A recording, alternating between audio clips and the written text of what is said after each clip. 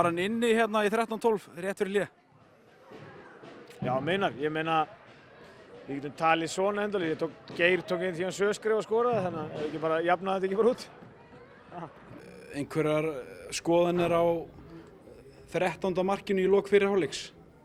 Já, ég veit ekki, ég ekkert að pæla í einhverjum sekúndum sko. Kannski var þetta mark, kannski ekki.